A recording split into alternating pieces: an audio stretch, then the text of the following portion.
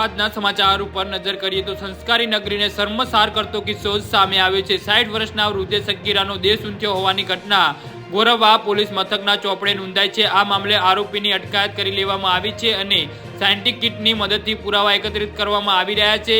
એસીપીના જણાવ્યા અનુસાર પીડિતા થોડાક મેન્ટલી ડિસ્ટર્બ છે અને ઘટના બાદ આરોપીની સ્થાનિક જોડે હાથેપાઈ થવાના કારણે તેને નાની મોટી ઈજાઓ પહોંચી હતી। જી હા મિત્રો, અત્યારે હાલ મોટા સમાચાર સામે આવી રહ્યા છે, જે બાદ તેને સારવાર આપવી અને તેને ધરપકડ કરવામાં આવી છે। ઘટના અંગે ગોરવા પોલીસ મથકમાં પીઆઈ કિરીટ લાડિયાએ વધુ તપાસ હાથ ધરી રહ્યા છે। જી હા મિત્રો, અત્યારે હાલ મોટા સમાચાર સામે આવી રહ્યા છે।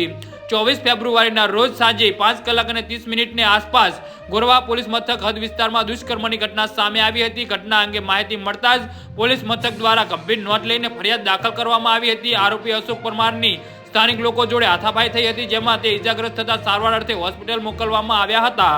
જી હા મિત્રો, તો આના વિશે તમારું શું કહેવું છે તો નીચે મારી કમેન્ટ બોક્સમાં જરૂરથી જણાવજો અને મારી યુટ્યુબ ચેનલને સબસ્ક્રાઇબ કરવાની ભૂલતા નહીં। વિડીયો પૂરો જોવા બદલ તમારો ખૂબ ખૂબ આભાર।